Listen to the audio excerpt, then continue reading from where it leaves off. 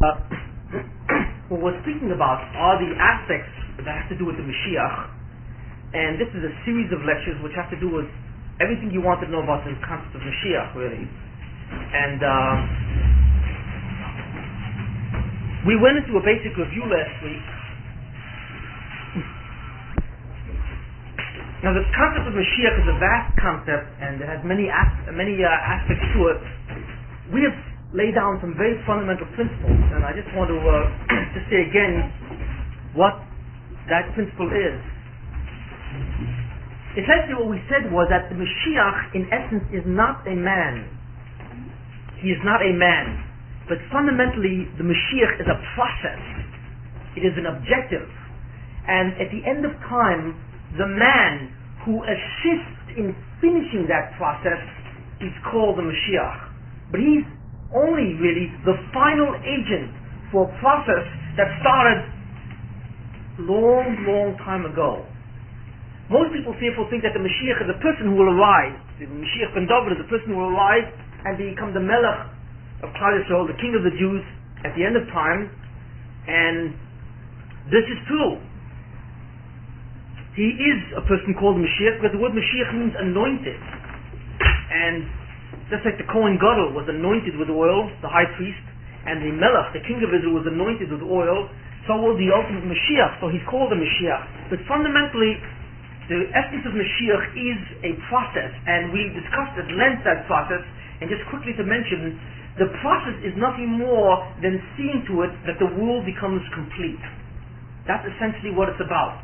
As we've said last time, that the Baruch Hashem created the neshama to give it an eternal ecstasy, an eternal reward. But it wants that neshama to contribute to that reward by itself.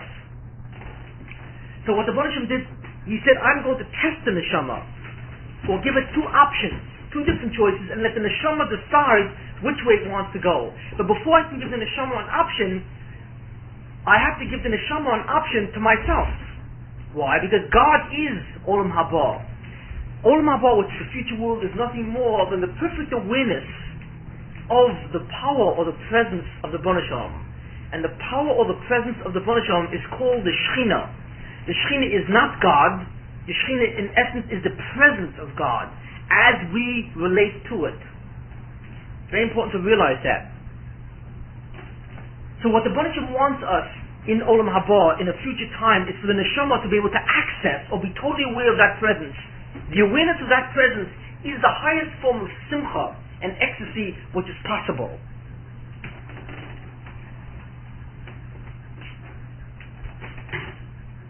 That's the reward. The neshama has to achieve that reward by choosing that. And how does the neshama do that? Well, the Baruch Hashem says, I will put you in a situation where you have to choose between me and yourself. That's the option. And furthermore, I'm going to hide. I'm going to withdraw so that you can't see me anymore. Because if you see me, there's no choice. It is not possible to choose anything but God as long as the awareness of the presence of God is manifest. There's no possibility. Just like Malachim, the angels, they have no free choice. They have no free choice because they are constantly aware of the presence of the Shekhinah. So what free choice can they have? So in order to allow free choice to materialize, the Baruch Hashem took the neshama, the soul, and put it into a guf, into a body. And the body now imprisons the neshama so that the neshama can no longer view God or directly perceive Him. The neshama can now only see through the five senses. And the five senses allow the neshama to see the physical world, and that's it. God has effectively concealed His presence behind the physical world. And He has done it on purpose, as we've said, to give you the chance to choose Him, to bring Him back. Now, when Adam Rishon was first made, that's the first man, he was the essential reason for all creation. It was supposed to begin and end with him. He was created in a body, and he was told to do certain things, or rather not to do certain things, not to eat from the Eitz Hadas Tov raw. And the essential conflict that he'd had was whether or not to believe in himself or to believe in God. That's in essence what it is. Is God, the absolute power and the absolute source of existence? Or is man does man have some level of divinity so that he retains some aspect of independence? It's true, man is not God. But if man is independent, even by a fraction or an infinitesimal from God, if there's an area in existence where man controls and God does not, then for all practical purposes, man is God. Because to be God means nothing more to have total control. And once man takes away a slight fraction from the Ribono Shel Olam, then man is now God and God is no longer God. You see, there's no such thing as a half God. Either you are God or you are not. And to be God means to be the source and what? And the essential dominion of, the essential control of all existence. So either God controls existence and he determines what will happen, you see, or man will attempt to take away a piece from him and say that he controls his own life at least. And that's a very big mistake. And that's what the Ribono Shel Olam wants the person to do, to grapple with this conflict. You see, who has this absolute dominion? And the Ribono Shel Olam wants Adam to what? To develop a very intimate relationship with the Ribono Shel Olam, so that he becomes aware of the presence of God. That's Ruchnius. But what brings Ruchnius, or the level of this insight, is what? Performance, which is the mitzvah. And that's Frumkeit.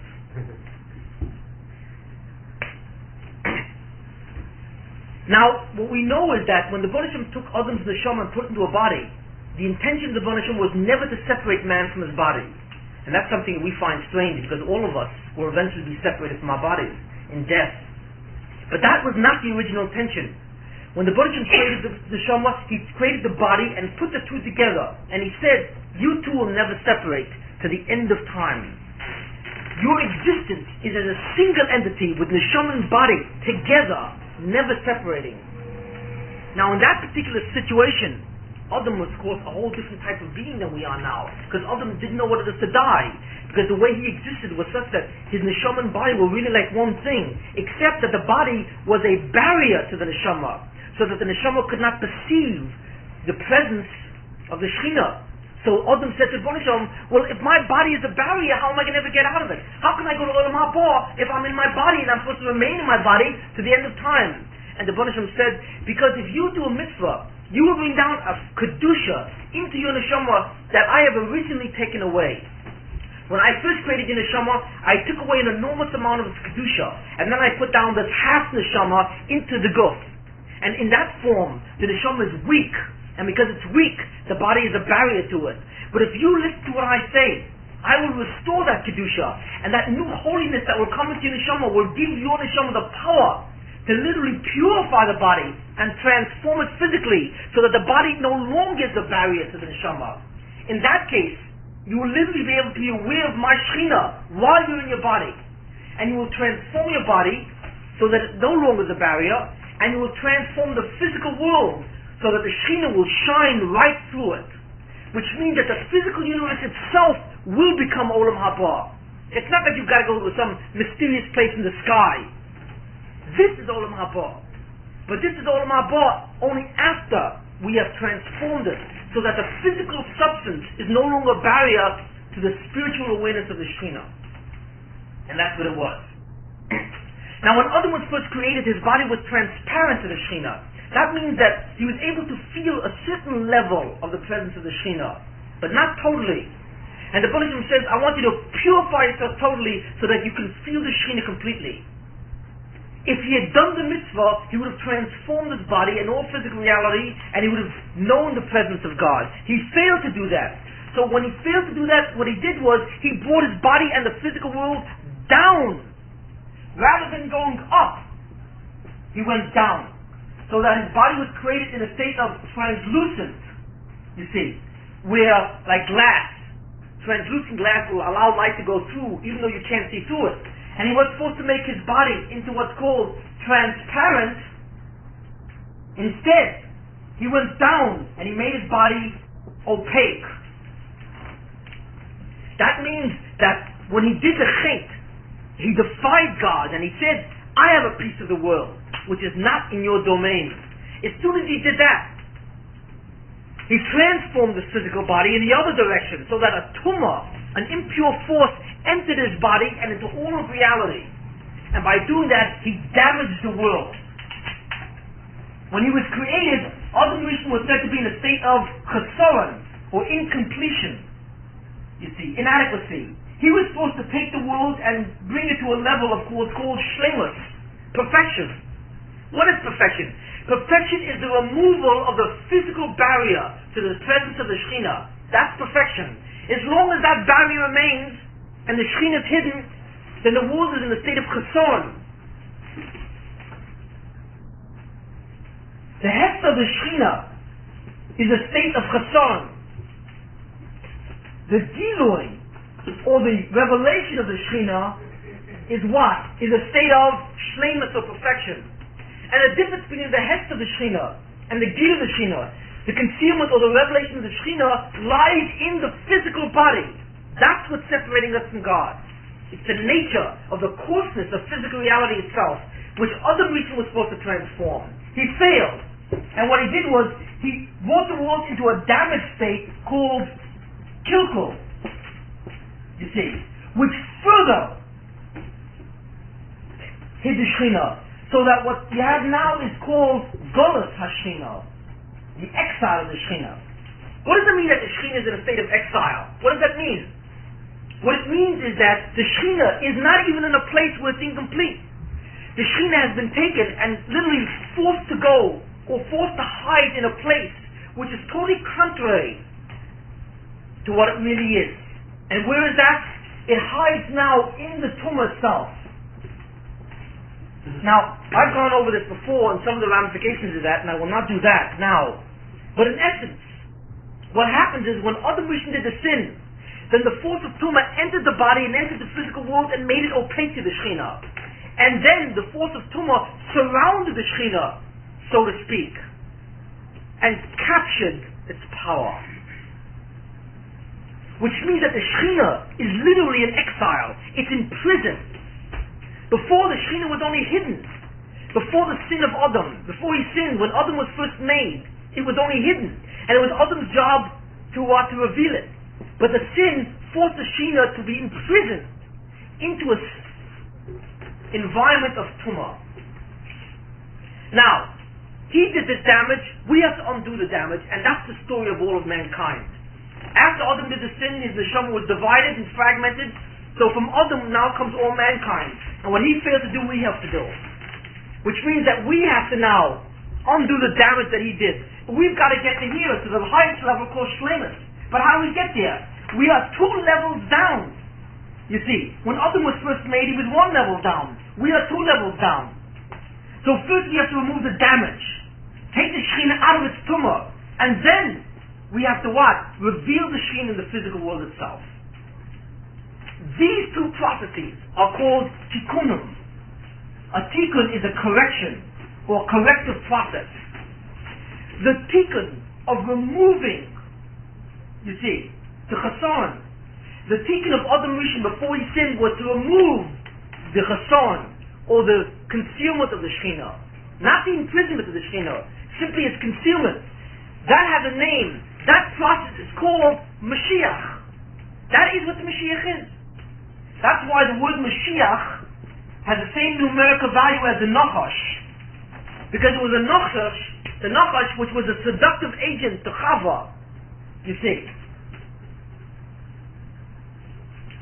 Both of them have the value of 358. Because in essence, what Mashiach means is the process which destroys the Nachash. And the Nachash is the Yetzer Hara. And the Yetzer Hara emanates essentially from the Guf. So the function of Mashiach is to destroy the supremacy of the physical body, which attempts to separate man from the Bnei Shalom. That therefore was the process of Mashiach. When he failed, Adam Rishon also damaged the process of Mashiach, and by damaging the process of Mashiach itself, he split that process into 2 pieces now. Which means that we've got to go to a process, first of all, to remove the kilkul, which is the imprisoned Shekhinah, and then we have to go through a process to remove the Wat HaChasaron. Each of these processes has a name.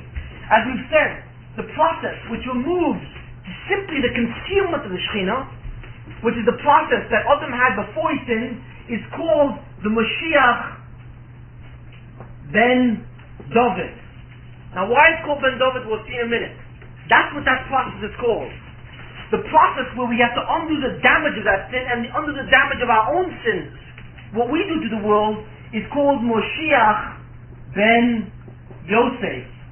That's why there are two Mashiachs, not one. There are two, because there are two processes. And at the end of time, when those processes are almost finished, and they need one last touch, suddenly there will appear two men. One man is called the Mashiach ben Yosef, and he will climax the process of the removal of the kilkel, which is to remove the imprisonment of the Shekhinah. He is the Mashiach ben Yosef. He is the one that's going to take all the Jews out of all exile and bring them back to Israel. It's the Mashiach ben Yosef that we're all waiting for. Even though most people are not aware of that. Most people are not aware of that. It's Mashiach ben Yosef that we're waiting for. And he is the one who will take up all the Jews from exile and bring them back to Israel and do a lot of other things as well, which we'll get into later. Once all the Jews are situated in Israel and the Goyim have already been subjugated, then we'll start a new era, you see. And then the Mashiach ben David arrives and he will be crowned the king. And that's when the Beis HaMikdash will be restored and the knowledge of the Bnei Shalom will be clearly understood throughout the world, you see. Because a certain piece of the Shekhinah will become manifest even in the physical world itself. But basically those are two processes. The process of Mashiach ben Yosef, which removes the Golus. See, that's the essence. The essence of the process of Yosef is to destroy the concept of Golus. But what is Golus? Golus simply means not the restoration of something which was created incomplete. That's the Mashiach ben David process.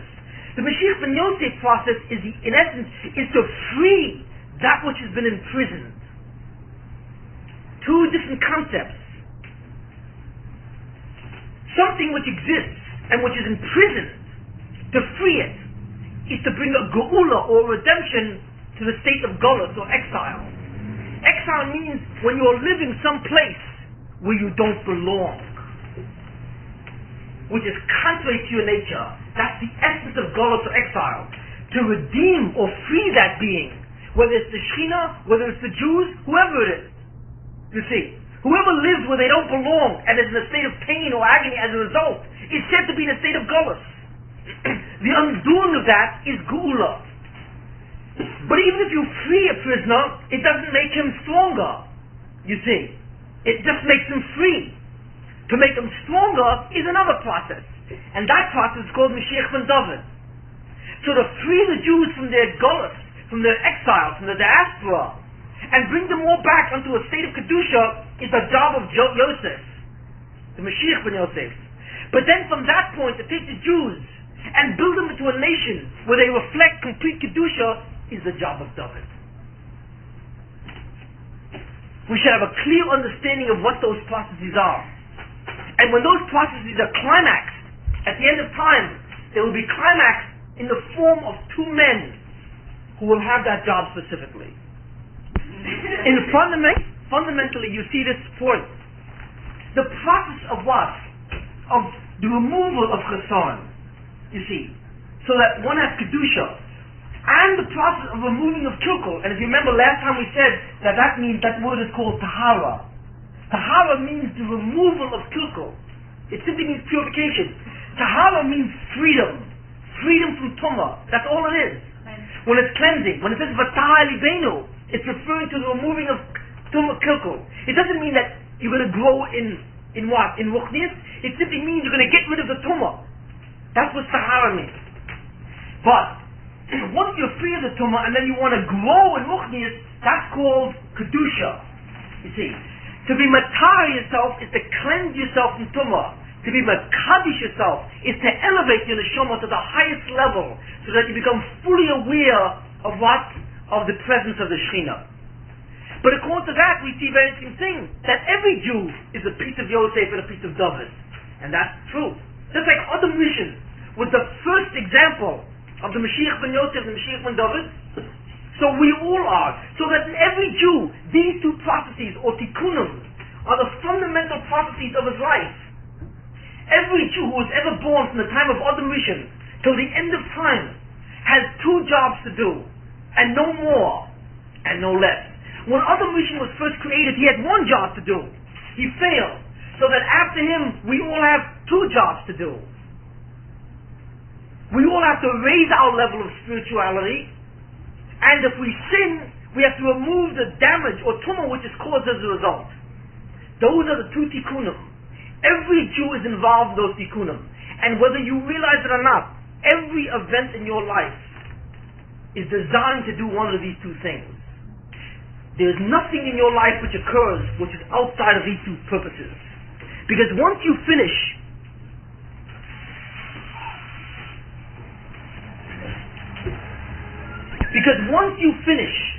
these two processes, your presence on earth is no longer indicated. And what happens is you are removed, and that is the time of death.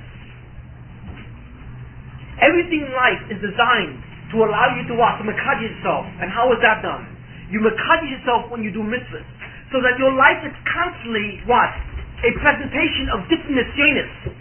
The Baruch Shalom is constantly doing things to you. He's constantly putting things in front of you to test you, because he wants to give you the opportunity to do mitzvahs. And a mitzvah is what? The essence of a mitzvah is the notion of kedusha. What happens if you don't do the mitzvah and you sin? Then you've got to go through the process of tahara. So the Baruch Shalom then puts in front of you opportunity to do tshuva. You see, so that you can be matar yourself. And if you do not do tshuva, then the Baruch Shalom says, I will matar you finally through yisurin or punishment. And that's why sorrow comes on a person. The whole function of sorrow, or what? Or life's agony, is specifically for the purpose of involuntary tahara. Tahara which you have not chosen to do on your own. So the Baruch Shalom says, I will do it for you. And that's it. All life is only composed of these things. Nothing else. We all think that we're here to have a better life or to be happy, to enjoy ourselves. That's not the function of this life.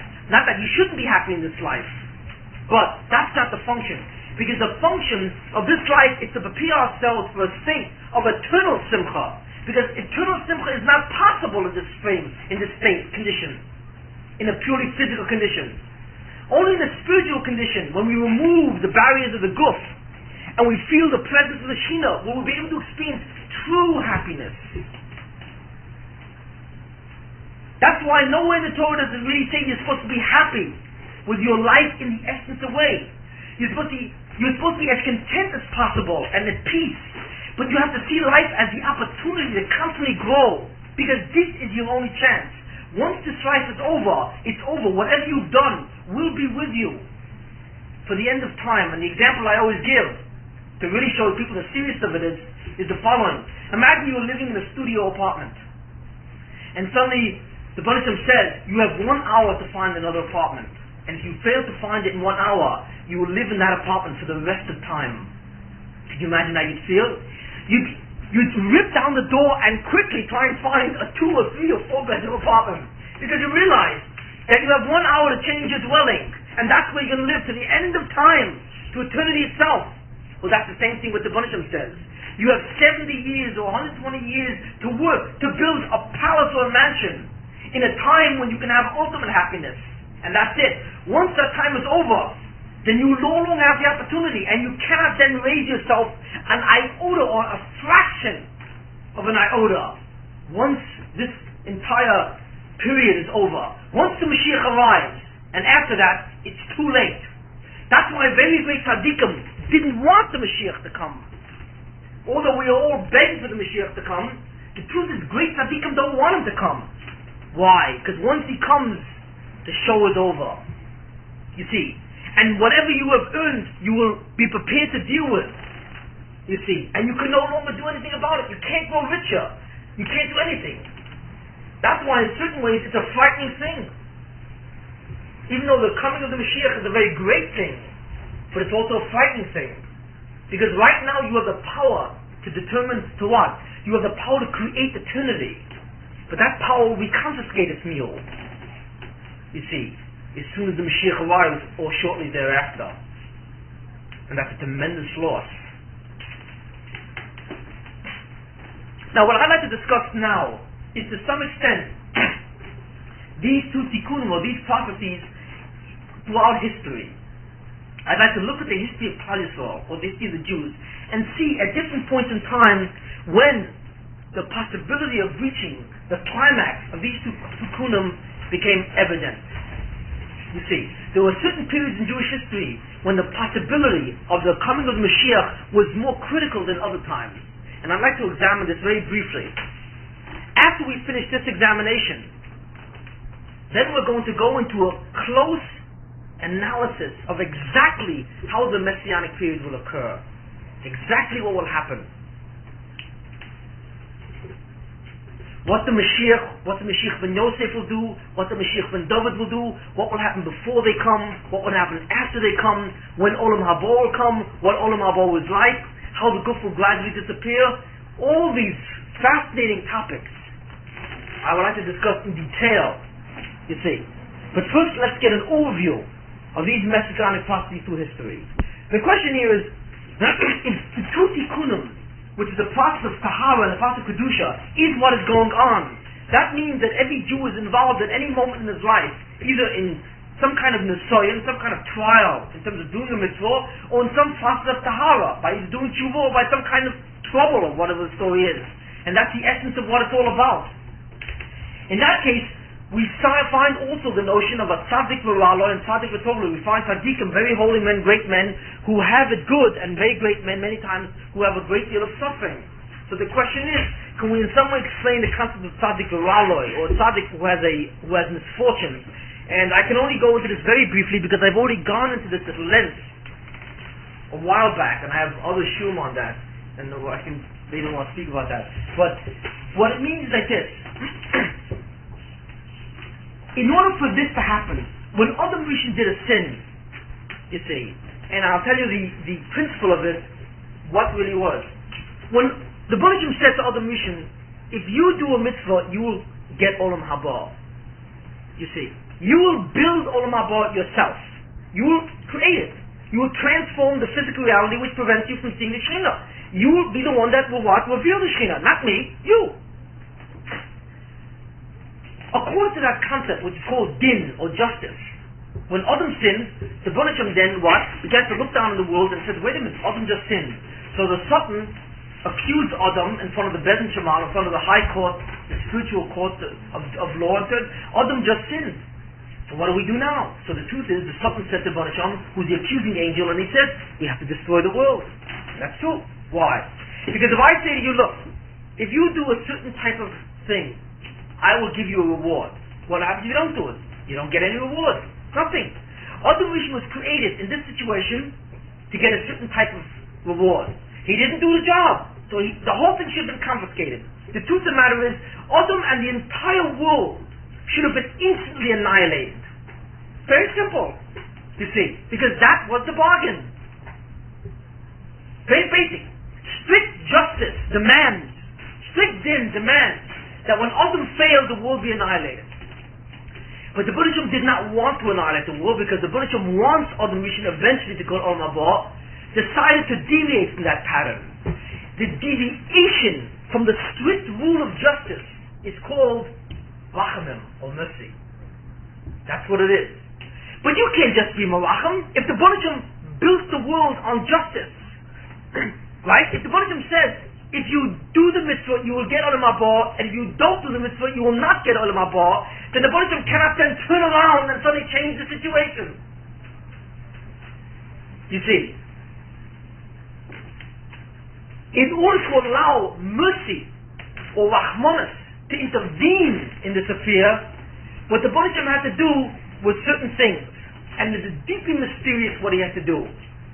But as far as we're concerned, the one thing that he had to do in order to allow this to happen is to take the Shekhinah, which is the Kedusha, and bury it in Tumah, and put it in the Gullus.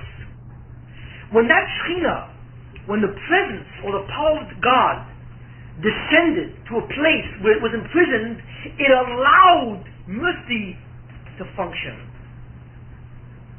Now why that is, I don't want to go into. That was the price that the Bonishim paid in order to allow Adam Rishon to go on. There's always got to be a price. When the world comes to a certain point when justice demands its annihilation, or ibud in Hebrew, then the Rebbeinu Shalom has to pay a price to allow the world to go on. What do you mean he has to pay a price? He has to pay a price to himself. Because when the Rebbeinu Shalom says, I want the world to be established in justice, when the Rebbeinu Shalom decides to do mercy, he's got to pay a price. It means he has to do something to allow the world to go on in justice. But something has to give in a different sense, to equalize the balance. And what goes in the first instance was the Shekhinah. The concept of the Shekhinah going into Golus is the essential bill that God pays every time He introduces justice in the world. So that every time, in every generation, when man does sins, the Shekhinah descends deeper and deeper into the klipos, or what's called Tumah. When God destroyed the world by Noah, what happened? The whole world sinned. So the accusing angel went up in front of the Rebbeinu Shalom and says, the world sinned, we demand justice, you must annihilate man. So the Rebbeinu Shalom says, I will destroy mankind, but I will leave one individual and his family to start all over, Noah. And he destroyed the world. And then after the flood, the Rebbeinu Shalom said to Noah, I promise you now that I will never destroy the world again. And to show you that I mean business, I give you a sign. And that sign was the rainbow. Now, I don't know if you know or not, but you're not supposed to look at a rainbow. You're allowed to look at it, but you're not supposed to be mistaken in it. You cannot look at it and scrutinize it, although a rainbow is a beautiful thing. But it says that in the time of the Mashiach, the rainbow will become especially beautiful. Because the rainbow is the symbol of what? Of God's promise to Noah that He would never destroy the world. But wait, think about it for a second. You see, can we understand why you're not allowed to examine a rainbow? Yes, we can understand it if we think about what I've just said. The rainbow is a symbol of God's not destroying mankind again. It therefore the symbol of God's mercy. But in order for the Rebbeinu to achieve mercy, what must he do? He must take his own Shekhinah and drive it down. Which means that the rainbow is the symbol of the Shekhinah in a completely damaged state. And the Rebbeinu does not want you to see that. To look at a rainbow and have simcha is a perversion of the bill or the price that he had to pay. Which is literally, to what? To diminish and damage his own Shekhinah, so to speak. Do we see the point? But when the Mashiach arrives, and that Shekhinah is lifted out, that rainbow will appear even more beautiful than ever. Because the price will no longer have to be paid. But that's in essence what it is. Just like the Shekhinah is the price that the Rebbeinu Shalom pays to what? To deviate from the plan of justice and involve the world with mercy, the Rebbeinu Shalom uses other bills which are connected to the Shekhinah. And who is more connected to the Shekhinah than a tzaddik? They were very great tzaddikim. Very great tzaddikim. And these tzaddikim what? Are fully aware of ruchnius. And in many ways they have aspects of the presence of the Shekhinah in them. Because they are cognizant of the Shekhinah. So what the Rebbeinu Shalom does in many cases, in order to allow the Jews as a nation to go on, even though they sinned terribly, the Rebbeinu Shalom then buries his tzaddikim. Or what? Or punishes them. But it's not a punishment that they get because of something that they did wrong. It's the bill that the Rebbeinu Shalom must pay to the accusing angel so that Klal Yisrael or the Jews can go on to survive. Many tzaddikim are therefore punished, not because they did anything wrong, but they undergo tsuras. So by bearing the burdens of these tsuras, the Jews can go on and survive until the time when the Rebbeinu Shalom could remove the damage. And in that time, the tzaddikim will have a double reward. Not only the reward for their own deeds, but the reward for the fact that they allowed themselves to be a sacrifice so that Klal Yisrael can survive. Do we see the point? That's the principle. The same principle that the Rebbeinu Shalom did with the Shekhinah, he does with the tzaddikim. But obviously, you have to be a certain type of tzaddik. You see, not every tzaddik. There are many tzaddikim out there who have misfortunes. Why? Because of their own sins.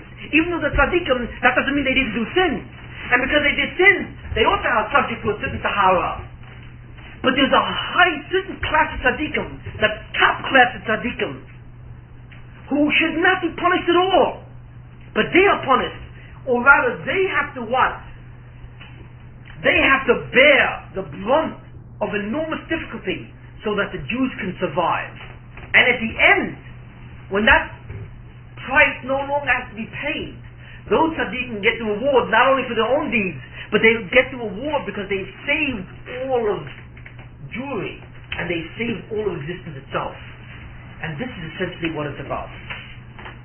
When the Rebbeinu wants to choose a tzaddik, and he says, I need a tzaddik in this world, I need him to carry the weight, so that I am able to save the Jews, he looks around. See, and the Rebbeinu knows by looking at the neshama which tzaddik would be maskim or agree to it and which would not. There are many tzaddikim out there who don't want that. Who wouldn't want that? Like Rabbi Yochanan. There's a famous Gemara where Rabbi Yochanan was suffering, you see, and Rabbi Yochanan was aware that the suffering he was having was because of the fact that he was bearing the sorrows of Klal Yisrael. So he said, Lo Hein V'Lo Yisrael, and he says, I don't want these sorrows and I don't want their reward. You see, I don't know if the Rebbeinu took it away from him, because Rabbi Yochanan was a very big person. But it's not so simple. The Rebbeinu was able to look into the person and see which tzaddik, you see, is able to bear that. And in the entire world, you see, there are certain tzaddikim which are much greater than others. Now the greatest tzaddik of all, who bears the suffering of Klal Yisrael, is the Mashiach himself. And that's his main role. And we'll get into that later on. But the Mashiach is the highest tzaddik who suffers the most. You see, because the Mashiach suffers exactly like the Shekhinah in the same way. And it's a terrible suffering, you see. And his job, fundamentally, is to bear that suffering so that ultimately the redemption can go. It's to bear it. It's to bear that suffering. Now, how he bears it, what it is like, what is all involved in that, is something that we'll have to discuss in the future.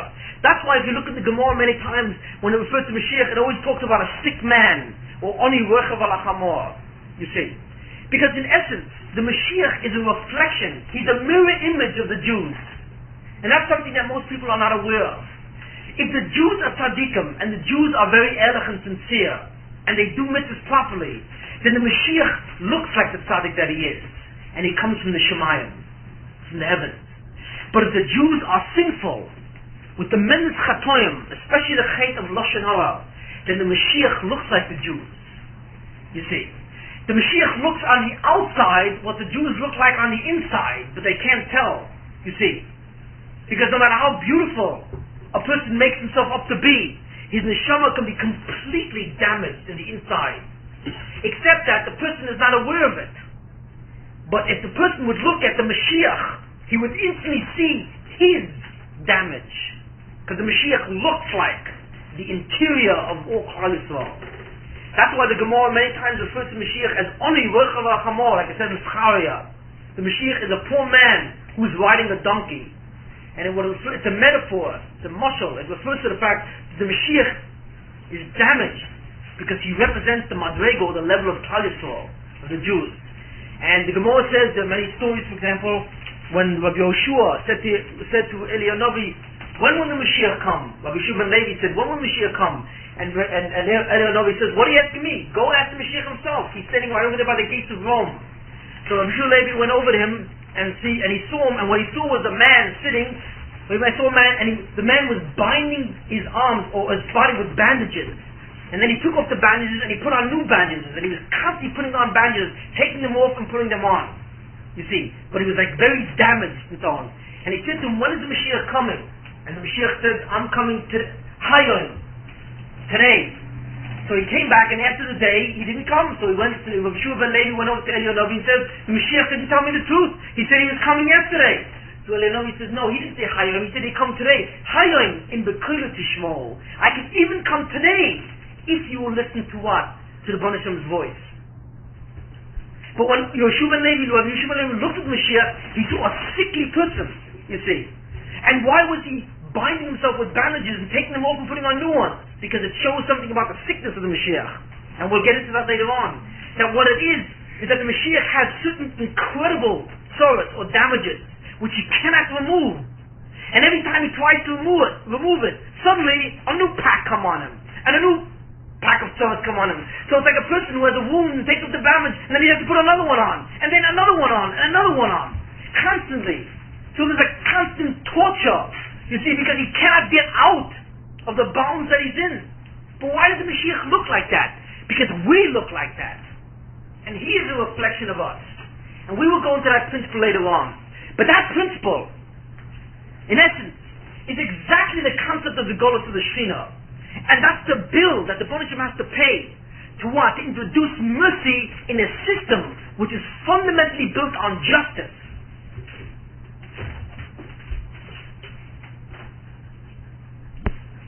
What does it mean that the Shekhinah is in Golus? What does it mean it's in exile? Well, we said, what it means is that the spiritual power of the Shekhinah, you see, goes into the spiritual power of the Tumah, so that the Tumah absorbs its Kedusha.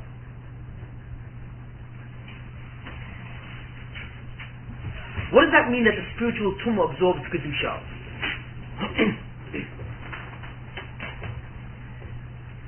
There are two fundamental criteria that you have to understand about the Golus of the Shekhinah. And I just want to go into that just very briefly. Oz and Tiferes. Oz means strength or power. Tiferes means beauty. The Shekhinah, which is the source of all Kedusha, is the source of these two things. Oz and Tiferes. And what is Oz and Tiferes? Oz is strength or power. It symbolizes success, or the ability to get things done. It's the ability to plan something and literally be matzliach. That's power, you see. The ability to do something and to literally affect reality or dominate reality or existence so that it accommodates your wish. That's power. Tiferes, beauty, has to do with wisdom or chokhmah, understanding. The ability to look in the world and understand where it came from and what it's about. The ability to what? To pierce into reality and understand its makeup, its design, and why it looks that way. It's called chokhmah or wisdom. And that's called tiferes or beauty. Why? Because beauty is the ability to see the internal harmony and design of something. When you see something in a beautiful balance and harmony, and you understand how all its working parts come together to formulate a whole, that's beauty. But that's also chokhmah. The Shekhinah represents two things.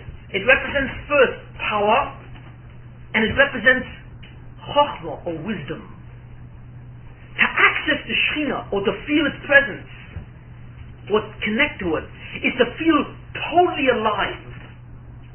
To be able to do anything within one's power without any prevention or inhibition. It's to want to do something and literally see it done. But it's also the ability to what? To understand whatever you want to know. To understand the wisdom and the chokhmah of whatever you want to know. You see. So therefore, always represents what? The ability to be alive. And Tiferes represents the ability to be aware.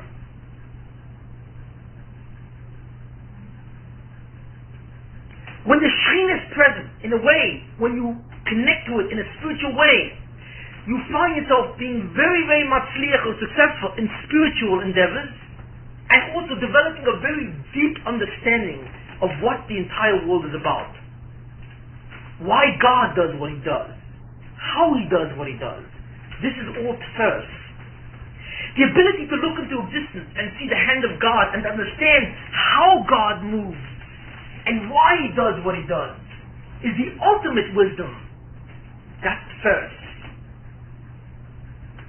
That's what it means to connect to the Shekhinah. When the Shekhinah is in Golus, then these two powers, or these two traits, attributes, or even Tiferes, power and beauty, or power and wisdom, go into the Tumah. What does the Tumah do with it? The Tumah then funnels it down to the physical world, which is essentially, is its what? Is the place where it resides, so that the following happens. When the world, or when the Jews are in a state of Kedusha, when they're doing mitzvahs, and they're in a high state, when Jews do not have any sin among themselves, when they don't hate each other, and they don't talk against each other, and there's no lashon hara, and Jews are devoted to what? To doing mitzvahs. What happens is, the Jews experience a tremendous amount of hatzlacha in the things that they do, in all phases. And they experience a tremendous amount of wisdom. and goodness comes into the world. What generation did that ever happen? When the Jews are sinful, what happens is the forces of tumah become ascendant. You see, it's like a seesaw. When the Jews are what? Are in their state of tikkun, kedusha ascends, and tumah goes down. But when the Jews do sins, then the tumah ascends, and the kedusha goes down, or rather, the kedusha is buried in the tumah. What does it mean that the kedusha is buried in the tumah? The kedusha then gives its power or its strength to the tumah. And therefore, all those beings who are connected to tumah, they're the ones who are matzliach, and they're the ones who get wisdom. Who is connected to the tumah today? Essentially, the Gentile nations of the world. And when the Jews sin and they go down in their level, then the goyim get the ozen first. What is the oz of the goyim? The oz of goyim is the enormous might and military and financial strength that they possess. The fact that the goyim dominate the world, Western Europe, dominate the world with incredible power. That's the oz of the Shekhinah in the hands of the tumah, you see. When the goyim were able to understand the workings of nature and able to look into the atom and look into the stars, and they create an incredible scientific technology, this is your Tiferes. But what we see is an amazing thing. What we see is the following, that the power of the goyim is the power of the Shekhinah. It's not the power simply of the goyim, it's the power of the Shekhinah trapped in the tumah. That's what it is. It's our power given to them. And this is the most tragic thing of all.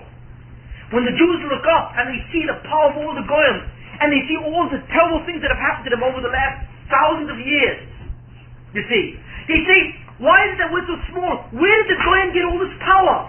Where did they get all this chokhmah? Where did they get this? And the answer is, the Baruch Hashem turns around and says, from you. Because it's your power and it's your chokhmah that they have. It's the Shekhinah itself, which is buried in their source, in the tumah. And because you won't take the entire Chumash, the entire Tanakh, and all of human history, is nothing more than an unfoldment of these two processes, of Kedusha and Tahara. That's all it is. And in every biblical generation, in every generation since that time, these two processes are going one way or another. And I'd like to discuss these processes in the Torah itself, in terms of some of the basic understandings, to pull out some of the deeper mysteries of what's involved. First of all, as we said, other Rishon who did Chet yielded or split the messianic process into two for the first time. You see, into what's called the Mashiach ben David process and what's called the Mashiach ben Yosef process. One is the process of Kedusha, and the other is the process of Tahara. Okay? Now, it has to be called Mashiach ben Yosef process. That doesn't mean there was no Yosef at that time, just like there was no David. But the processes are called it after them, and we'll see in a second why. Now, the interesting thing is that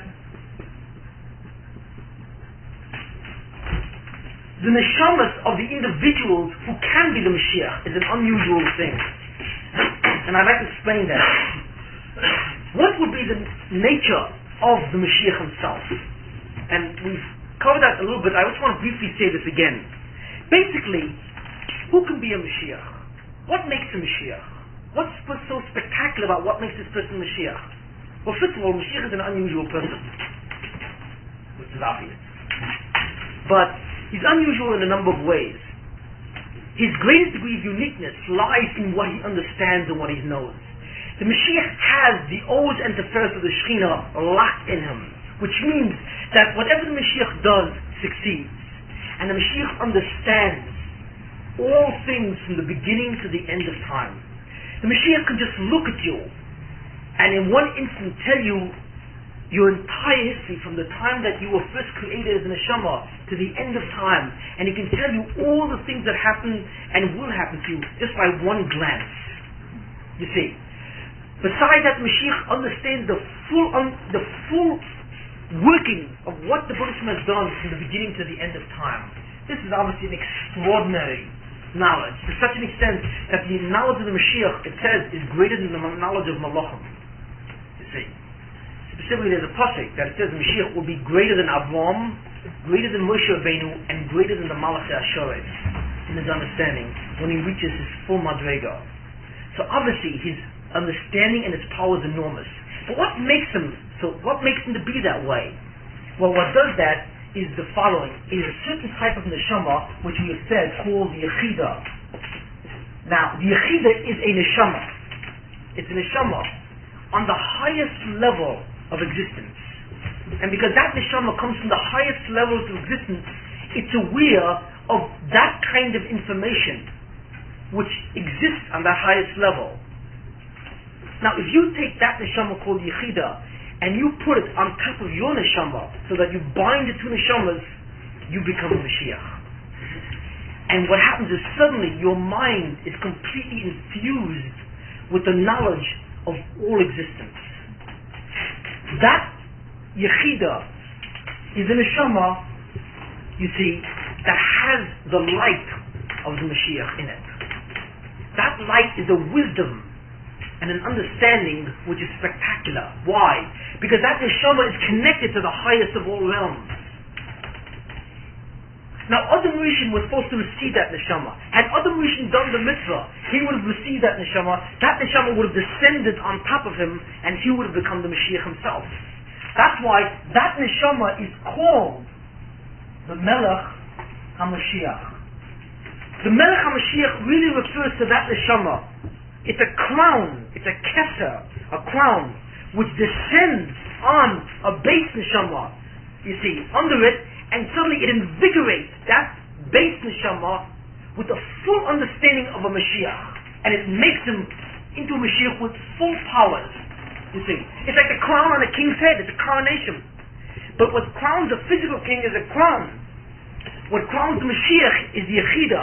It's a spiritual crown. But it's a neshama itself. And that's what does it. That neshama has never come down. Yet. That neshama is destined to come down to two people. One the Mashiach ben Yosef, and one the Mashiach ben David.